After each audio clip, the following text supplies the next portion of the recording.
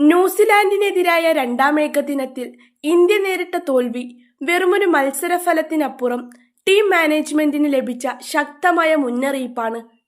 284 runs എന്ന മികച്ച total പടുത്തുയർത്തിയിട്ടും അത് പ്രതിരോധിക്കാൻ കഴിയാതെ പോയത് ബൗളർമാരുടെ മാത്രം കുറ്റമല്ല, മറിച്ച് ക്യാപ്റ്റൻ ശുഭ്മാൻ ഗില്ലിന്റെ തന്ത്രപരമായ പിഴവുകൾ കൂടിയാണെന്ന് വിദഗ്ധർ ചൂണ്ടിക്കാട്ടുന്നു. ഏത് പിച്ചിലും ജയിക്കാവുന്ന സ്കോറായിരുന്നിട്ടും രണ്ടിലേറെ ഓവർ ബാക്കി നിൽക്കെ വെറും 3 വിക്കറ്റ് മാത്രം നഷ്ടപ്പെടുത്തി ന്യൂസിലാൻഡ് ലക്ഷ്യം കണ്ടു. ഈ തോൽവിയോടെ ഗില്ലിന്റെ നായക പാടവവും അടുത്ത ലോകകപ്പിൽ ടീമിനെ നയിക്കാനുള്ള അദ്ദേഹത്തിന്റെ പക്വതയും ചോദ്യം ചെയ്യപ്പെടുകയാണ്. ആക്രമണമില്ലാത്ത പ്രതിരോധം. നായകൻ എന്ന നിലയിൽ ഗില്ലി മത്സരത്തിൽ തികഞ്ഞ പരാജയമായിരുന്നു. വിക്കറ്റ് വീഴ്ത്താൻ ശ്രമിക്കുന്നതിന് പകരം റൺസ് തടയാൻ ശ്രമിക്കുന്ന ഡിഫൻസീവ് ശൈലിയാണ് അദ്ദേഹം സ്വീകരിച്ചത്. ഡാരിൽ മിച്ചലും വില്യങ്ങും ക്രീസിൽ നിലയുറപ്പിച്ചപ്പോൾ അവരെ സമ്മർദ്ദത്തിലാക്കാനുള്ള ഫീൽഡ് സെറ്റപ്പുകളോ ബൗളിംഗ് മാറ്റങ്ങളോ ഗില്ലിൽ നിന്നുണ്ടായില്ല. ഈ തോൽവി ശരിക്കും ഇന്ത്യയുടെ കണ്ണ് തുറപ്പിക്കേണ്ടതാണ്. ഈ മത്സരത്തിൽ ഗിൽ ചെയ്ത ഏറ്റവും വലിയ ബ്ലണ്ടർ മുഹമ്മദ് സിറാജിനെ ഉപയോഗിച്ച രീതിയാണ്. നിലവിലെ ഇന്ത്യൻ പേസ് നിരയിലെ ഏറ്റവും അനുഭവ സമ്പത്തുള്ള ബൗളറാണ് സിറാജ്. ആദ്യ സ്പെല്ലിൽ 5 ഓവറിൽ വെറും 15 റൺസ് മാത്രം വഴങ്ങി അദ്ദേഹം മികച്ച തുടക്കം നൽകിയിരുന്നു.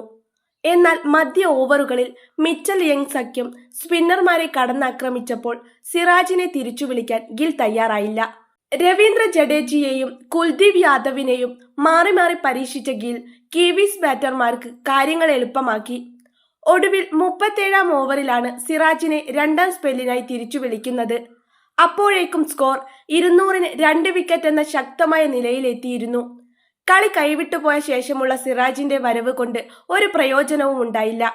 മധ്യ ഓവറുകളിൽ സിറാജ് എറിഞ്ഞിരുന്നെങ്കിൽ ഒരുപക്ഷെ കളി മാറുമായിരുന്നു.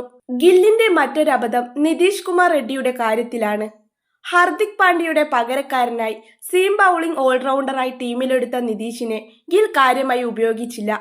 വെറും 2 ഓവർ മാത്രമാണ് അദ്ദേഹത്തിന് നൽകിയത്. 12-ാം ഓവറിൽ പന്തെറിയാനെത്തിയ നിതീഷ് ആദ്യ ഓവറിൽ 3 റൺസ് മാത്രം വിട്ടുകൊടുത്തു. അടുത്ത ഓവറിൽ അവസാന പന്തിൽ 6 വഴങ്ങിയതോടെ ഗിൽ അദ്ദേഹത്തെ പിൻവലിച്ചു. പിന്നീട് പന്ത് കൊടുത്തതുമില്ല.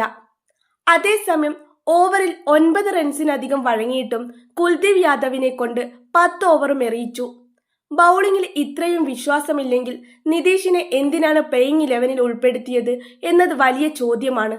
അടുത്ത വർഷം നടക്കുന്ന ഏകദിന ലോകകപ്പിൽ രോഹിത്തിന് ശേഷം ഇന്ത്യയെ നയിക്കാൻ പോകുന്നത് ശുഭ്മാൻ ഗിൽ ആണെന്നത് പരസ്യമായ രഹസ്യമാണ്.